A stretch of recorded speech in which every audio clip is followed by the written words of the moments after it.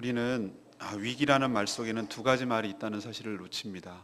위기는 위험이라는 말과 기회라는 말, 이 두 가지 의미가 다 내포되어 있습니다. 근데 사람들은 위기를 바라볼 때 위험을 90%라고 생각하는 경향이 있고, 그것을 기회라고 생각하는 사람은 10%에 지나지 않습니다. 죽자, 자살한다 이렇게 말을 할 때 자살을 거꾸로 하면은 어떻게 되는 것이죠? 살자가 되는 것이죠.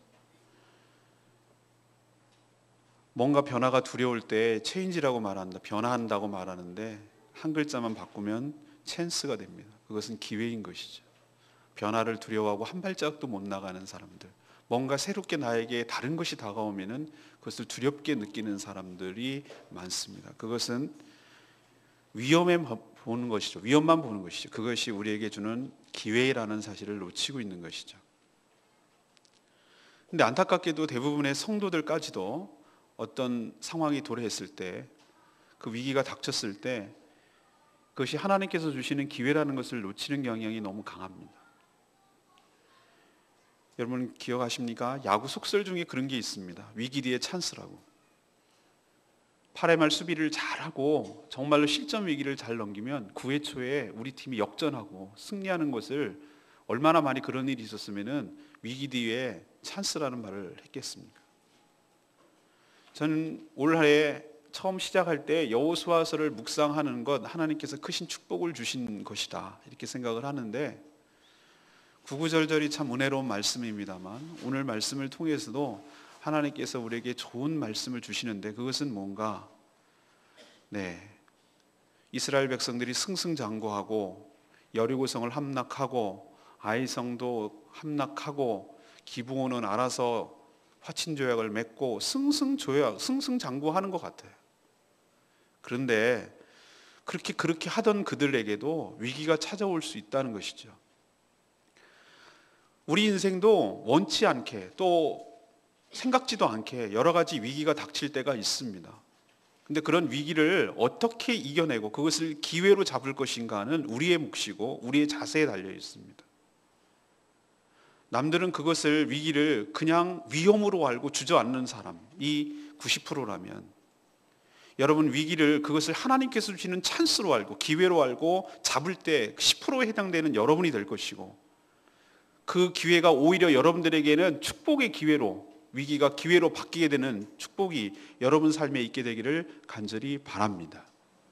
그럼 오늘 말씀을 통해서 이스라엘 백성들은 어떤 위기를 처했는데 어떻게 그것을 기회로 바꿨는지 살펴보시고, 우리도 비슷한 상황에 처할 수 있고 비슷한 위기에 처할 수 있는데 이것을 어떻게 기회로 바꿔서 나에게 축복으로 바꿀 것인지, 오늘 말씀을 귀담아 잘 들으시고 주의 음성을 들으시고 그 말씀을 붙드시고 행함으로 여러분 삶에도 위기가 기회로 바뀌어지는 역사가 있게 되기를 간절히 축원합니다. 첫 번째 위기는 무엇인가? 리더십에 관한 위기예요. 우리는 자꾸 위기를 외부적인 요소에서 찾는데 그렇지 않습니다. 정말로 위험한 위기는 내부에서 시작되는 것이. 이스라엘 백성들이 여리고 그리고 아이성, 이것을 막 치고 파죽지세로 밀고 들어온다는 얘기가 가나안 땅 전역에다 퍼졌어요. 그래서 두 가지 반응을 보인다고 말씀드렸죠. 가나안 자들은 하나는 연합해서 대적하려고 하든지, 아니면 이 기브온, 히위 족속 중에 하나인 기브온 성읍 사람들처럼 이게 꼼수를 써서 어떻게 살아날 길을 모색하든지, 이렇게 두 가지 방법을 나오는데, 이 기브온 족속, 기브온 히위 족속이죠. 기브온 사람들은 꼼수를 냈어요. 잔꾀를 부린 거죠. 어떻게 했냐면은 그들끼리 의논을 해서, 시간 지나다가는 우리도 저 여리고성과 아이성처럼 다 죽게 생겼다, 앉아서 당할 수는 없는 것이다, 우리도 살 길을 모색하는데 한번 생각해보자. 그들이 어떻게 해서 그 말씀을 들었는지 모르겠지만 이게 성경적인 근거가 있거든요. 신명기 하나님께서 20장의 광야에서 모세를 통해서 가나안 땅에 들어갔을 때 지침을 내렸어요. 어떻게 처리를 할 것인가, 이 부족들에 대해서. 가나안 땅에 들어있는 6부족들, 가나안 땅 부족들은 이거는 협상과 타협의 대상이 아니니까 하나도 남김없이 다 진멸을 해라 라고 하나님께서 지침을 내렸어요. 그런데 가나안 땅 지경을 벗어나는 먼 지역에 있는 족속들이 쳐들어갔는데 그들이 성문을 열고 항복하고 그 죽은 관계, 그러니까 다시 말해서 조공을 바치고 종으로 섬기겠다고 하면 그들을 죽이지 말고 그들과 조약을 맺고 그들에게 조공을 받는 걸로 해라. 이렇게 하나님께서 이미 신명기 20장에 지침을 내렸어요. 그걸 어떻게 알았는지 몰랐는지 모르겠어요. 그러나 이 기브온 족속들이 어떻게 했냐면은 가까이 사는 거예요. 아이성에서 서남쪽으로 11km 떨어졌다고 제가 말씀드렸죠. 11km면 그렇게 먼 거리가 아니거든요. 맘만 먹으면 한나절이면 갈 수도 있는 거리예요. 11km면. 근데 그 가까운 지근거리에 있기 때문에 어떻게 했냐면 꾀를 썼는데 사절단을 보내는 겁니다. 근데 어떻게 위장을 했냐? 멀 나라에서 온 것처럼 꾸민 거예요.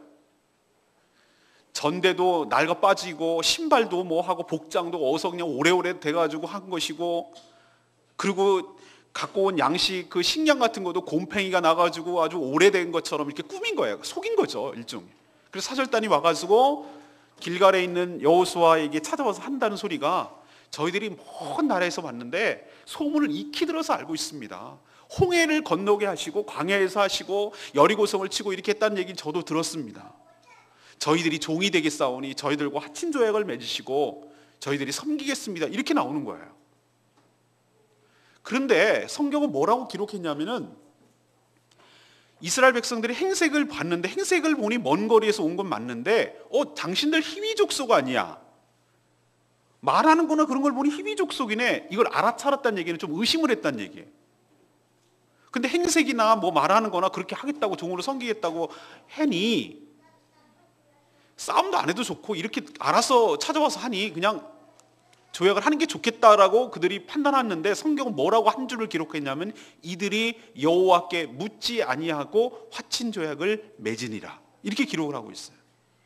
그래서 화친 조약을 맺었어요. 그래서 일이 잘 풀린 줄만 알았어요. 그런데 이스라엘 백성들이 3일 길을 지나고 온 후에 속았다는 걸 알았어요. 이거 완전히 옆에 있는 애잖아. 그런데 이때부터 갈등이 시작되는 것이에요. 그 화친 조약을 주도하고 맺었던 이스라엘 족장들은, 야, 우리가 화친 조약을 여호와의 이름으로 맺었는데 어떻게 저들을 칠 수 있느냐, 우리 칠 수 없다라고 머뭇머뭇하는 거예요.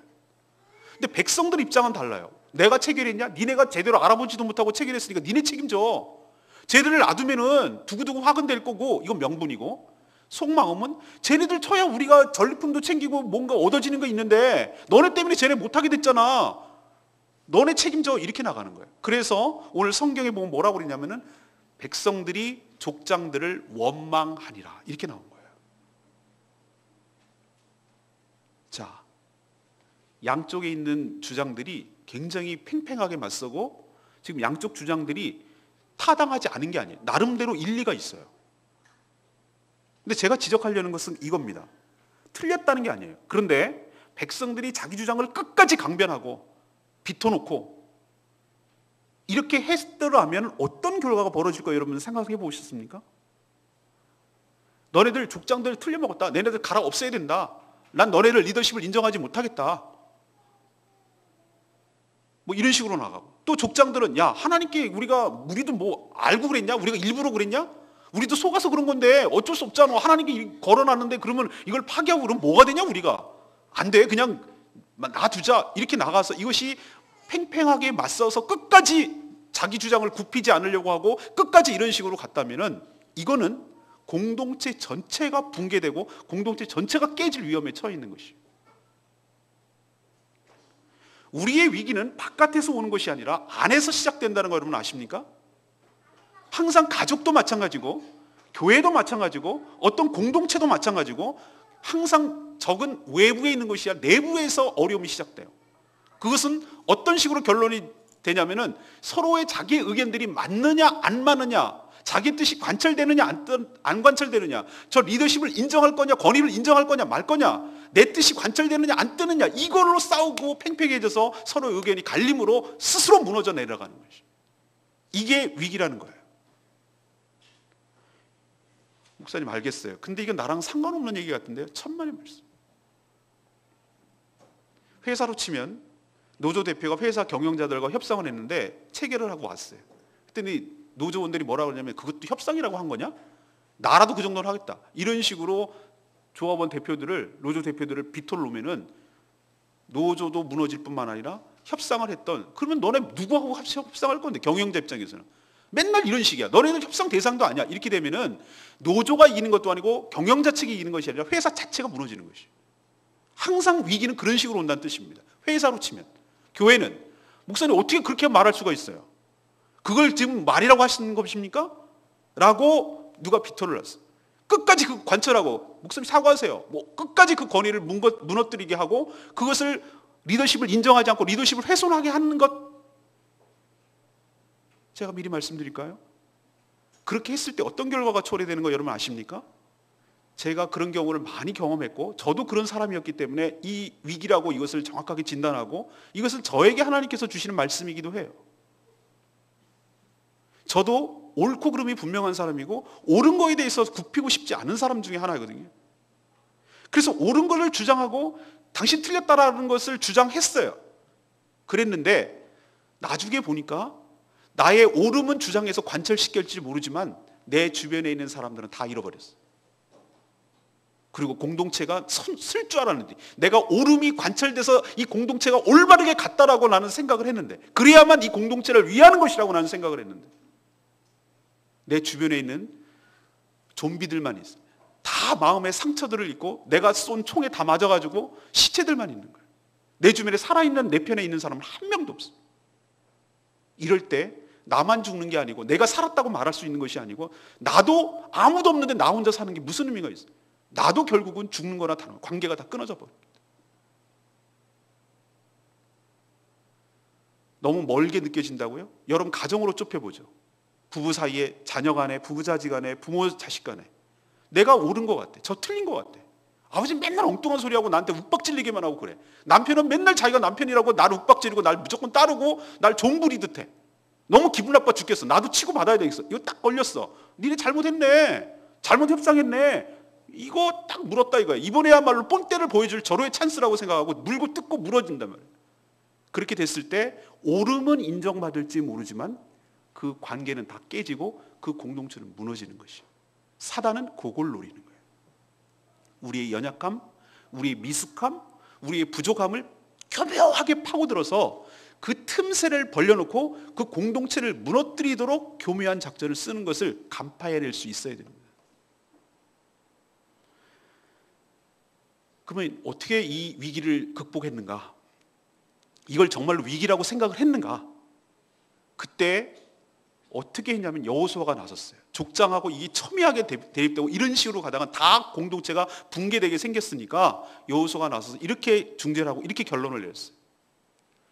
우리가 연약해서 실수로 속아서 그랬건 어쨌든 간에 주 예수 여호와 하나님의 이름으로 그렇게 계약을 맺은 것이니, 우리가 이름으로 했다면 이것을 파기할 수도 있고, 그럼 우리가 손상이 되고 우리가 명예가 손상이 되는 건 괜찮은데, 이것이 하나님의 이름으로 했다 이 말이죠.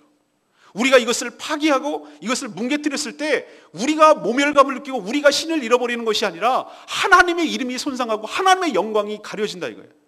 저렇게 조약을 맺은 여호와라는 하나님이라는 분이 약속을 밥 먹듯이 어기는 분이다. 저것은 믿을 수가 없는 신이다라고 소문이 냈을 경우 하나님의 명예가 손상되고 하나님의 영광을 가려지는 것은 우리가 막아야 된다. 네 주장도 많고 네 주장도 많은데 우리 주장 다 내려놓고 하나님이 어떻게 영향을 미치는지, 하나님께서 어떻게 생각을 하시는지, 하나님께 어떤 영향을 미치고 영광을 가리는지, 영광을 돌리는 것인지를 한번 생각해 보자는 거예요.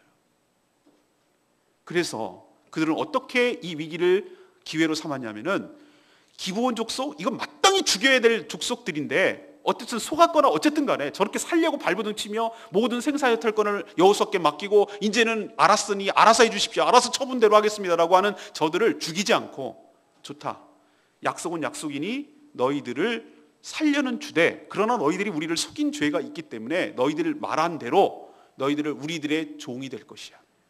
물 깃는 것, 나무 패는 것, 우리들의 평생 동안 종으로 너희들이 삼는 조건으로 하자. 그리고 이들을 살려주자. 이렇게 결론을 맺음으로써 이 모든 것들이 양보되고 이 위기가 기회로 바뀌어지는 역사가 있게 된 줄로 믿습니다. 제가 오늘 무슨 얘기를 하려는지 아시죠? 첫 번째는 이거예요. 위기가 어떻게 나오느냐고요? 위기는요, 내가 위기를 자초할 수도 있어요. 우리는요, 하나님의 이름보다 내 자존심이 훨씬 더 중요해요. 내 의견이 관철되지 않는 그 자존심이 너무 중요하다고요. 하나님의 영광이고 교회의 이름이고 뭐 그런 건 나한테 중요하지 않아. 난 내가 중요해. 내 자존심이 상하는 거 싫고 내 기분이 상하는 게 싫고 내 의견이 묵살당기는 게 너무 싫어. 그게 나한테는 더 중요해. 공동체가 죽어 없어지고 내 사람이 주변에 없든지 있든지 공동체가 무너진 난 그런 관심 없어. 난 내 뜻이 옳겠다는 것을 인정받고 싶은 거야. 그게 틀렸다는 것도 아니에요. 이 백성들의 주장이 맞아요. 속았어요. 하나님께 묻지 않았어요. 그리고 엉뚱한 거 제각체가는 건 맞아요. 그런데 그렇게 주장하고 했더니 뭐가 남느냐는 거예요. 그렇게 해서 하나님께 영광이 돌아가느냐는 거예요. 사랑하는 여러분, 위기는 내가 만들어내는 것이고 스스로 그런 것을 자초하는 것입니다. 그때 여러분이 생각하셔야 돼요. 내가 스스로 우리 교회 공동체나 우리 가정이나 내 스스로에게 지금 위기를 조장하고 있구나. 이것을 축복의 기회로 바꾸기 위해서는 내 자존심과 내 생각과 내 기분이 중요한 것이 아니라 그것을 내려놓고 내 자존심을 내려놓고 하나님이 어떻게 영향을 받으실 것인지, 하나님이 이 일로 인해서 어떻게 생각하실 것인지 하나님 먼저 생각할 때 우리 교회 공동체나 여러분 가정이나 그 위기가 기회로, 축복의 기회로 바뀌게 될 줄로 믿습니다. 끝까지 부딪혔다라면은 이 둘은, 백성들과 이 둘은 사단이 났을 거예요. 그런데 하나님을 생각하고 그 하나님이 주신 여호수아의 권위를 인정하고 그것을 수용하고 받아들였더니 그들에게는 생각지도 않게 종이 생겼어요. 기브온이라는 족속이 생겼어요. 원래 물 깃고 나무 패는 일을 자기들이 했어야 되는 일인데 그것을 참고 내려놓고 하나님의 뜻에 순종하고 하나님이 주신 리더십에 순종하고 따랐더니 위기가 바뀌어지게 되고 오히려 그 축복으로 바뀌어져서 그들에게 일할 수 있는 종들이 생기는 축복이 생긴 줄로 믿습니다. 하나님께서는 이렇게 위기를 하나님 먼저 생각하는 자들, 나보다도 우리보다도 하나님을 먼저 생각하고 자신을 내려놓을 줄 아는 자에게 하나님께서 큰 축복으로 여러분 삶에도 임하게 될 줄로 믿습니다. 두 번째 위기는 신의에 관한, 약속에 관한 위기예요. 그래서 기본과 조약을 맺고 그들과 화친 조약을 맺었다는 얘기가 이 가나안 땅에 또 다 퍼졌어요.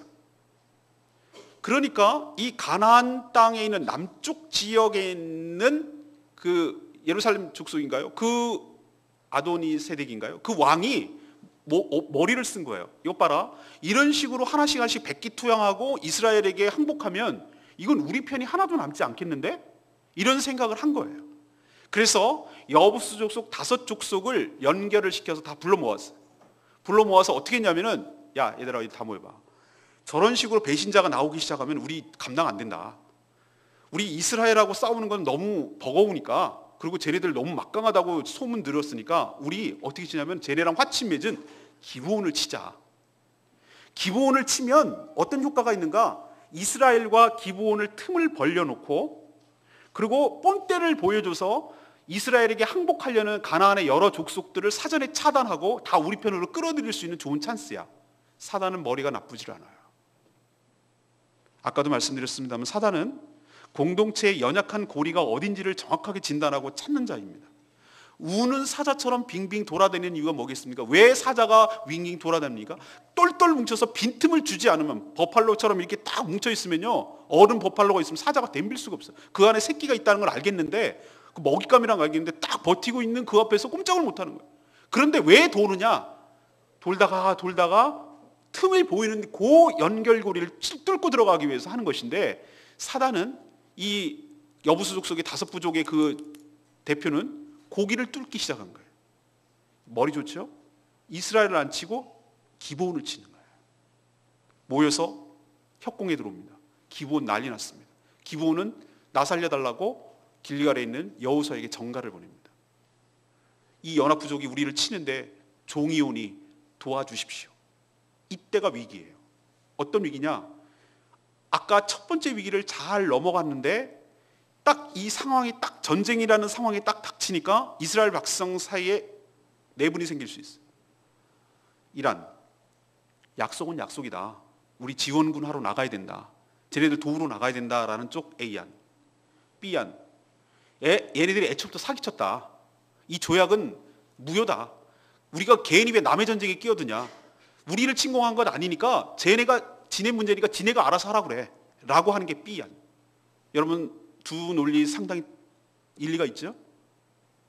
이 문제가 무슨 문제냐면은 우리가 어떻게 하냐면 관계를 맺을 때 신의를 지킬 것이냐 말 것이냐, 관계를 어떻게 유지할 것이냐 말 것이냐를 가지고 우리에게 시험거리를 하고 우리에게 위기 상황이 닥친다는 말이에요. 우리도 신의를 택할 것인가 명분을 택하실 것인가, 이 둘 사이에서 갈등을 하며 이 사이에서 어떻게 해야 될지 모를 때가 참 많아. 이게 사실은 알고 보면은 위기인 동시에 기회인 것이죠. 그래서 여호수아는 이 상황 속에서 결단을 합니다. 결단을 하고 모든 군사들을 데리고 기브온을 도우려고 출전을 합니다. 왜?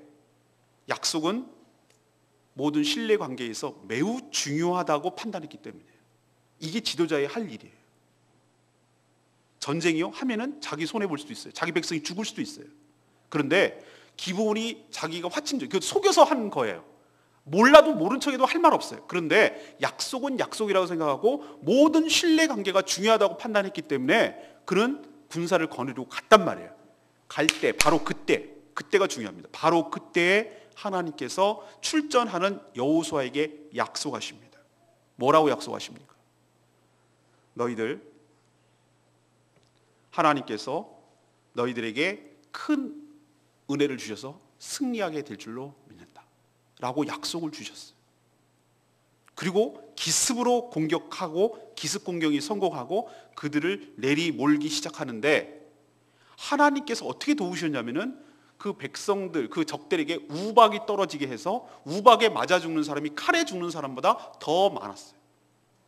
그리고 5 부족이 어떻게 해서 또 죽었냐면은 이것들을 다 소탕해야 되는데 시간이 없어. 그때는 밤에 야간 전투를 할 수가 없기 때문에 보여야 뭘 싸우죠. 그런데 하나님께서 희한하게도 여호수아가 외쳤어요. 기도했어요. 하나님, 해가 멈추게 하여 주시옵소서. 시간이 너무 부족하니까. 그럴 때 하나님께서 희한하게도 태양이 중천에 머물게 했어요. 시간이 멈춘 거예요. 그때 그런 일이 전무 후무하다고 그랬어요. 앞으로도 없었고 전에도 없었다고 그랬어요. 이걸. 하나님께서 어떻게까지 도와주셨냐면 그 간구하는 기도 소리를 들으시고 그것을 멈춰서, 시간까지 멈춰서 그들을 다 소탕하도록 하나님께서 시간을 벌어주셨어요. 이것을 통해서 하나님께서 뭘 보여주냐면은 신뢰 관계에 있어서 약속을 소중하게 여기고 그 약속을 잘 지키는 자에게 그 편이, 이스라엘 편이 되어주신다는 것을 하나님께서 스스로 보여주시고 응답해 주시는 역사가 일어난 것입니다. 우리에게 두 번째로 가르쳐 주시는 것은 그거예요. 뭐냐면은 신앙은 관계인데 하나님과의 좋은 관계, 이웃과의 좋은 관계가 좋은 신앙이라고 제가 늘 말씀을 드렸습니다. 좋은 관계는 신뢰 관계에서 오는데 그 신뢰 관계는 작은 약속을 지킬 때 신의가 쌓이게 되고 신뢰 관계가 형성되는 줄로 믿습니다. 우리가 어떨 때 우리 인생에 위기가 오고 공동체에 위기가 오냐면은 하찮다고 생각하고 작은 약속을 어겨갈 때, 그 사람과의 약속했던 것이 말로 했던 것이 큰 거건 작은 것이건 그 사람과 약속을 어길 때 그 사람과의 관계, 신뢰 관계는 형성되지 못하고 허물어져 갑니다.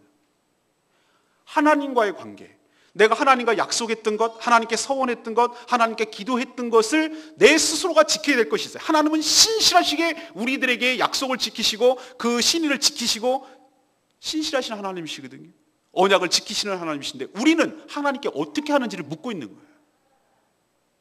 모든 위기는 어디서 오는가? 내가 하나님과의 약속, 이웃과의 약속을 신실하게 지키느냐 안 지키느냐는 것이. 그러나 작은 약속이라도 하나님 앞에, 그리고 이웃에게, 그것이 하나님께 한 약속이기 때문에 모든 약속은 하나님께 한 약속이라고 하고 그 모든 약속들을 성실하게 지키려고 노력할 때 하나님께서 축복하시고 하나님께서 역사하시고 하나님께서 승리를 주실 줄로 믿습니다.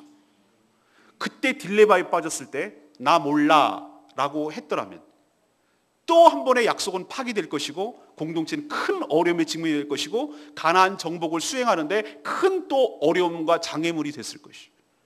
그 위기에 처했을 때 내가 도울 것이냐 말 것이냐, 이 상황에서 할 것이냐 말 것이냐, 내가 손해를 감수할 것이냐 말 것이냐, 이 싸움을 나가야 될 것이냐 말 것이냐, 약속을 지킬 것이냐 말 것이냐, 이 기로에 서 있을 때 기꺼이 자기 손해를 감수하고 시간을, 손해를, 그 다음에 피를 흘릴 것을 각오하고 그렇게 모든 것들을 감수하고 약속을 지키려고 나갔을 때 하나님께서 그 손을 들어주시고 승리를 바꿔주실 줄로 믿습니다. 이게 바로 기회가, 위기가 기회로 바뀐 케이스예요. 여러분들에게도 도전하는 것이 하나님께서. 여러분들은 얼마나 밥 먹듯이 약속을 많이 하고 또 밥 먹듯이 많이 약속을 어깁니까? 그것이 사랑 관계에서 그렇고 하나님과에서 그렇고, 자기가 급하고 화장실 들어갈 때 나갈 때는 다르다고, 자기가 아쉽고 급할 때는 하나님 찾고 사람 찾고, 그래서 오만 가지 막 다 약속을 남발하고 그렇게 해놓고, 그것이 자녀이건 형제이건 부모이건 하나님이건 오만 가지 약속은 정말 많이 하면서 여러분 약속을 얼마나만큼 지키시냐는 거예요. 그 약속을 갖다가 하찮게 여기고 지키지 않을 때 여러분 위기를 자초하는 것이고, 그러나 그것이 나에게 어떻게 해야 되지? 라고 갈등 상황에 서 있을 때 내가 손해를 볼 값이라도 내가 그것을 신실하게 지킬 때 그 위기는 기회로 바뀌고 여러분의 축복으로 다가오게 될 줄로 믿습니다. 성경에서 뭐라고 그래요? 하나님과 서원하는 것은 자기에게 손해가 될지라도 그것을 지키라고 말하는 거예요. 그럴 때 여러분에게 유익이 있을 줄로 믿습니다.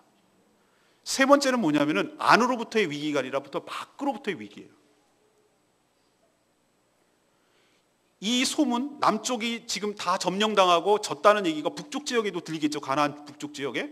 그때 가나안 북쪽에서 연합군들이 또 조성됐어요. 이번에는 하솔 왕 야긴이 이번엔 총공세를 펼치자 해가지고 평상시에는 원수로 지내던 6부족들이 다 뭉쳐요. 그래서 메론 물가에서 다 진을 치고 있는데, 그 표현에 의하면 뭐라고 그랬냐면은 엄청난 군대가 해변에 모래처럼 많았다고 그랬어요. 그리고 그 군대는 뭘 갖고 있냐면 말과 병거를 가지고 있다고 그랬어요. 지금 말과 병거는 우리로 보면 별것도 아니지만 그 당시 시점으로 보면은 최첨단 무기예요. 요즘 우리로 치면은 무슨 뭐 전폭기와 탱크와 장갑차와 굉장히 중화 무기를 가지고 딱 무장하고 있는 거예요. 그런데 비해서 이스라엘 백성들은 보병이에요. 그냥 칼싸움 해야 되는 거예요. 말이 어디 있어요? 맨날 돌아다니던 떠돌이 생활하다가 있는 사람들인데. 양으로 보나 무기의 질로 보나 이거는 절대 열세고 게임이 안 되는 싸움이에요. 그때 하나님께서 여호수아에게 찾아오십니다. 이게 위기라면 위기죠. 왜? 보이는 상황과 조건이 너무 어마어마하고 이건 게임이 안 될 상황입니다. 이걸 어떻게 감당해야 될지 내가 도저히 감당이나 할 수 있을까라고 생각할 만큼 너무 엄청난, 이거는 게임이거든요. 도저히 이기지 못할 것 같은 그 상황, 그때에 위기에 처했을 때 우리 존재 자체가 이제는 무너지나 보다 하는 공동체 위기에 처했을 때, 바로 그때 하나님의 때에 하나님께서 찾아오셔서 여호수아에게 약속을 하십니다. 두려워하지 마라. 내가 너와 함께 할 것이고 내일 이맘때 저 족속들을 너희 손에 넘겨주어서 몰살되리라. 이것이 하나님께서 위기에 처한 우리들에게 약속을 주신 것이죠. 이스라엘 백성들은 여호수아가 뭐라 했어요? 이 약속을 들었기에, 이 약속을 신뢰했기에, 이 약속을 믿었기에 의심하지 않고 군사를 이끌고 야간에 기습해서 정비하기도 전에, 연합군이 정비하기도 전에, 지휘체계가 서기도 전에 그걸 딱 쳐요. 완전히 박살을 내고 그때부터 파죽지세로 몰고 나가서 북쪽 지역을 다 차지하는 계기로 만들어버립니다. 사랑하는 여러분, 하나님께서 이때 뭐라고 명령을 내리는 줄 아십니까? 너희들이 전쟁을 넘기고 끝났을 때 그 적들이 수많은 말과 병거가 있을 것인데 말의 뒷발의 힘줄을 끊어라. 그리고 병거를 불태우라고 하셨어요. 저는 그게 무슨 뜻인지 몰랐는데 나중에 깨달았어요. 말의 힘줄을 끊으라는 얘기는 그 말은 전쟁에서 못 사용한다는 얘기예요. 병거를 불태우라는 얘기는 불태웠으니 그것을 사용하지 못한다는 얘기예요. 우리도 얼마나 그런 유혹에 빠질지 몰라요. 어떤 유혹에 빠지는가? 새해가 과시돼야 되고 첨단 무기가 있고 뭐가 있으면은 이 전쟁에서 이길 수 있을 것만 같은, 상황을 유리하게 끌고 갈 수 있을 것만 같은 위기 상황을 느껴요. 근데 진짜 위기는 뭐냐면은 그런 것들을 의지하고 하나님을 의지하지 않을 때 위기가 처한 줄로 믿습니다. 이스라엘이 승리할 수 있었던 것은 뭐냐면은 그 조건과 상황이 분리해서 이긴 것이 아니라 하나님께서 주신 약속을 신뢰했기 때문에 이긴 줄로 믿습니다. 우리에게 늘 요구하는 것은 그거예요. 하나님께서 요청하시는 건 그거예요. 너희들이 상황을 볼 것이냐, 조건을 볼 것이냐, 그래서 그것을 위험이라고 느끼고 이건 끝났다고 생각할 것이냐, 아니면 이 상황 속에서도 하나님의 약속을 붙들고 하나님께서 그렇게 하실 거라고 믿고 내 등 뒤에서 나와 함께 하시는 하나님께서 이 싸움을 친히 행하실 것을 믿고 나가느냐, 이 싸움의 문제예요. 상황과 조건을 붙들면 우린 지는 것이에요. 위기에 처해서 위험에 빠지는 것이고, 그러나 하나님의 약속을 붙들고 나가면 그 10%에 해당하는 위기가 찬스가 될 줄로 믿습니다. 이 싸움을 우리에게 요구하는 거예요.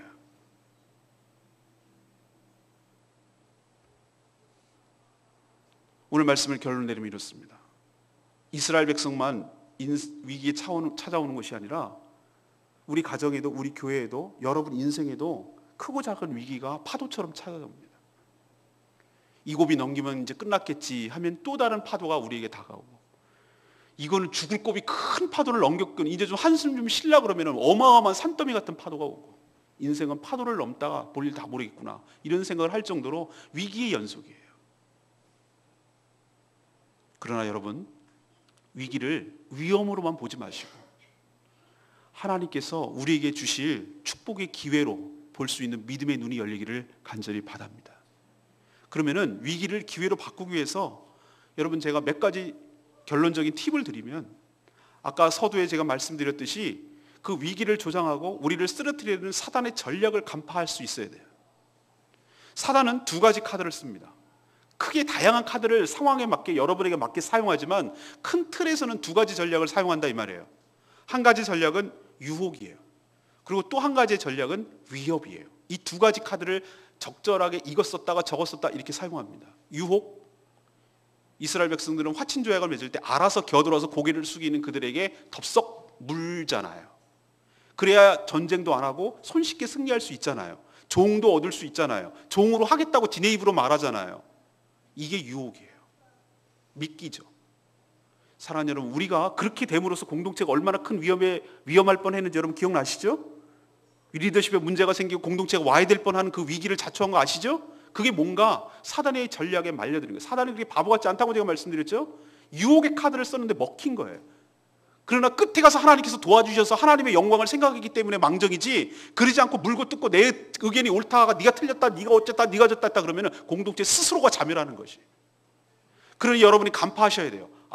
내 인생의 위기는 어떻게 파도가 쳐들어오는가? 그것은 사단이 우리에게 물어보라고 살살 건드리는 미끼처럼 여러분에게 유혹으로 다가올 것이에요.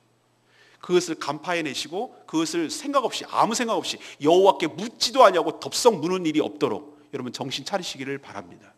그것을 분별해낼 줄 알고 이것이 나에게 어떻게 되는가, 또 더 나아가서 나에게 문제가 아니라 나에게 속한 공동체에 어떤 영향을 주는가, 더 나아가서 내가 믿는 하나님께 어떤 영향을 주는지에 대해서 간파를 하고 분별을 해내고, 이것을 먹을지 말지, 갈지 말지, 택할지 말지, 사인을 할지 말지 신중하게 판단하는 영적 분별력이 필요합니다. 그러기 위해서 말씀을 붙들어야 되고, 말씀의 근거로 기도할 때, 하나님께 물을 때 하나님께서 여러분에게 지혜를 주실 줄로 믿습니다. 두 번째 카드는 위협이에요. 북쪽에 있는 야긴이 엄청난 군대로 위세를 떨고 들어와가지고 너는 이제 다 죽었어 이제, 이렇게 우리 애를 새 과시를 하고 우리를 위협합니다. 이게 두 번째 사단이 쓰는 카드인데, 여러분 그 외형적으로 보이는 것에 주눅들지 마시길 바랍니다. 만약에 다윗과 골리앗이 그 외형에 주눅들어서 싸움을 못했다면 다윗은 없어요. 이스라엘 승리는 없어요. 다윗은 뭐라고 그랬냐면은 이렇게 얘기하는데 저는 마음에 그 소망이 생겼어요. 근데 제가 하나님께서 우리 양떼를 지켜주시기 위해서 들판에 있을 때 사자하고 곰을 여러 쓰러뜨린 적이 있습니다.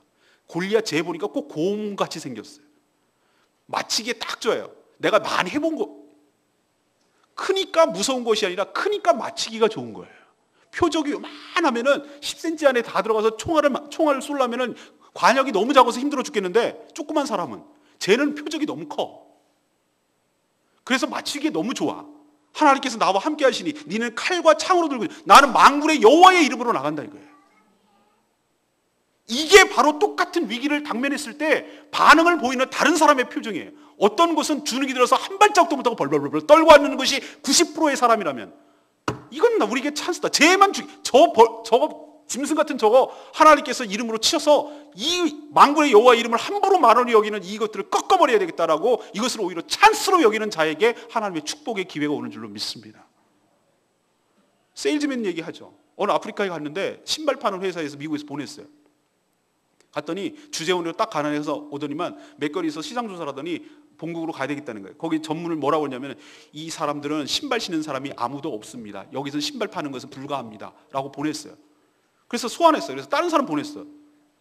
B라는 사람이 가서 딱 보니까 뭐라고 했냐면은, 거기 본사에다가 뭐라고 전부를 쳤냐면 이렇게 얘기한 거예요. 각종 신발, 우리 회사에서 만드는 각종 신발을 다 보내주세요. 여기 신발 신는 사람이 한 명도 없습니다. 이 차이를 아시겠어요? 신발 신는 사람이 한 명도 없으니 한 명도 팔 게 없습니다라고 말하는 사람은 이거를 위기를 그냥 위험으로 보고 끝낸 사람이에요. 그러나 한 명도 신는 사람이 없어. 올콘이 잘 됐네. 이 모든 것들이 다 신발을 신을 수 있는 절호의 찬스네라고 믿음의 눈으로 보는 사람은 다 갖다 해가지고 그 사람이 성공했겠습니까? 안 겠습니까? 제가 제주도에 처음 왔을 때 이런 얘기를 합니다. 거기 가면 목회 너무 어려워. 거기 믿는 사람 너무 없어. 이런 얘기 하더라고요. 그래서 조사를 해봤죠. 사전 조사를. 저 공부를 해야 되니까. 정말 5%예요. 믿는 사람. 조사를 다 이렇게 인구 통계를 내니까. 그러니까 목회 안 돼라고 말하는 것은 뭡니까? 우리가 언제부터 믿는 사람들이 이렇게 다 잘 믿고 있는 사람을 끌어오는 게 목회라고 여겼습니까? 발상의 전환. 그럼 95%는 안 믿는다는 거 아니야. 엄청 많네. 믿어야 될 사람들이 엄청 많네. 그러니까 교회가 필요하지. 건강한 교회가 필요하겠구나. 거기가 우뚝 세워서 정말로 하나님의 건강한 교회, 모험적인 교회를 만들어내면 정말 그들의 가난한 심령, 정말 안타까운 심령들을 하나님께서 그 충족시키고 그 마음을 만져주고 하나님의 온전한 진리의 말씀을 선포하게 될 때 오히려 그것은 나에게 찬스다, 이거예요. 찬스. 믿음의 눈으로 바라볼 때 그것을 위기가 아니라 기회로 보이게 될 줄로 믿습니다. 항상 이런 식이에요. 이것을 우리 말씀 속에 적용하면 이렇단 말입니다. 우리에게 위험이 없기를, 위기가 없기를 바라지 마시고 그 위험이 오더라도, 그 위기가 오더라도 믿음의 눈으로 바라보고 그것을 기회로 바꾸시는, 믿음의 눈으로 기회로 바꾸시는, 하나님의 은혜로, 하나님의 약속으로 기회로 바꾸시는 여러분 되시기를 간절히 축원합니다. 두 번째는 뭐냐면은 하나님의 능력과 하나님의 성품을 신뢰하시란 말이죠. 축복을 저주로 바꾸고 위기를 기회로 바꾸시는 하나님을 제발 신뢰 좀 하시란 말이에요. 저는 이렇게 생각했습니다. 어떻게 했냐면은 이스라엘 백성들이 여호수아가 그 말씀에 따른 이유는 그거예요. 우리가 설령 저 기브온 족속에 속아가지고 화친 조약을 맺고 이래서 출정까지 해야 되는 이런 부담감을 떠안더라도 이것 때문에 하나님의 큰 뜻이 우리 민족이 망하게 되는 일이 없을 것이다. 왜? 모든 것이 합력하여 선을 이루시는 하나님을 신뢰한 줄로 믿습니다. 우리 실수합니다. 저도 실수합니다. 지도자라고 실수 안 합니까? 인간이기 때문에 실수합니다. 제가 여러 번 실수합니다. 저도 연약한 사람입니다. 근데 그 연약함을 지적하고 그것을 끝까지 물고 늘어서 그것을 끌어내리는 것이 그게 성공입니까? 아니에요. 그 뒤에 계시는, 저 뒤에 계시는 하나님을 신뢰하기 때문에 그것을 인정하고 수용하고 순종하는 거예요.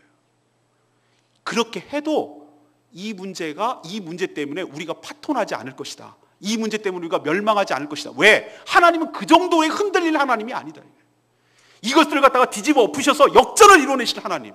이 모든 상황 속에서 하나님의 주도적으로 하나님의 거룩한 뜻이 큰 줄기가 흘러가는 데는 큰 거대한 구원의 역사, 하나님 나라를 제사장 나라로 이스라엘 백성들을 만들고자 하는 그 거대한 뜻을 이루는 데는 이거 하나 갖고 실패할 하나님이 아니라고 믿기 때문에, 그 하나님을 신뢰하기 때문에 내가 설령 100% 마음에 안 들고 내 뜻이 관철되는 것 같지 않아도 그 리더십에 순종하고 거기에 따를 수 있을 때 바로 위기가 기회로 바뀌게 될 줄로 믿습니다.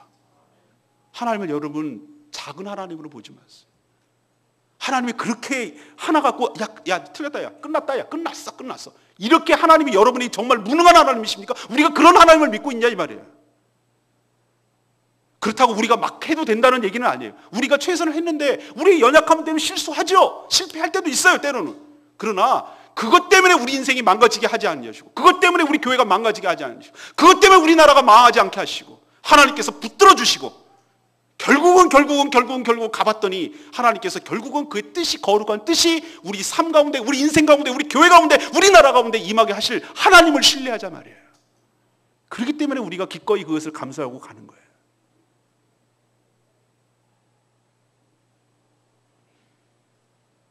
그리고 마지막으로 위기는 하나님께서 주시는 축복의 기회라고 생각하십시다. 아무 일도 없다면 무탈하는 게 좋다고. 저는 그런 소극적인 태도가 정말 마음에 안 들어요. 변화가 있을 때 뭔가 있어요. 변화가 있을 때 그것이 우리에게 위험 요소로 다가오긴 하지만 믿음의 눈으로 보면 변화는 우리에게 좋은 기회인 줄로 믿습니다. 저는 아까도 골리앗 얘기를 했지만 이렇게 생각한 거예요. 자, 이렇게 이 상황을 똑같이 보고 이렇게 봤습니다. 저는 어떻게 봤냐? 어차피 얘네들 남쪽 나라 애들도 다 쳐가지고 점령해야 되고 진멸해야 되고, 북쪽 나라도 다 쳐가지고 다 진멸해야 되는데 얘네들이 뭉쳐가지고 때로 덤벼주는 거예요. 한 방에 훅. 제 말 이해하시겠어요? 이스라엘 입장에서는 좋은 찬스예요. 왜? 이걸 일일이 찾아다니면서 다 어차피 점령해야 되는데 지네들이 놔주게 해주세요 라고 모여가지고 한 번에 덤벼주니까 한꺼번에 싹. 그리고 명분도 얼마나 좋아. 우리가 시비 건 게 아니라 지네가 시비 걸어갖고 덤비고 달려드니 싹. 이게 믿음의 관점이고 차이예요. 아, 그렇구나. 우리에게 다가오는 여러 가지가 이걸 나한테 왜 또 나를 이렇게 시달리게 하고 나를 왜 이렇게 힘들게 하려고 하나님께서 이런 시련을 주시나 라고 생각하지 마시고, 아이고 하나님 나에게 또 뭘 주시려고, 무슨 축복을 주시고 얼마나 큰 것을 이루어보시고 나에게 큰 체험을 주시려고 하나님께서 이런 것을 주십니까? 하나님, 믿음의 눈으로 바라보고 믿음의 싸움을 해나가겠습니다. 저에게 지금은 어떻게 될지, 전개될지 아무것도 모르겠고 어떻게 상황이 전개될지 모르겠지만 제가 하나 아는 거 있습니다. 승리는 우리 것인 줄로 믿습니다. 내가 하나님을 신뢰하오니 주님 저와 함께하여 주시옵소서. 내가 주님의 말씀에 순종하고 믿음으로 나가겠사오니 이 승리를, 이 싸움을 승리로 바꿔내시는 하나님을 체험하게 하여 주시옵소서. 이런 믿음을 가지고 나가게 될 때 위기가 기회로 바뀌게 될 줄로 믿습니다. 여러분 인생에도 이런 위기가 오더라도 오늘 말씀을 붙드시고 그것을 기회로 바꿔서 하나님의 축복과 은혜를 누리는 복된 인생 되시기를 간절히 축원합니다. 오늘 말씀 붙들고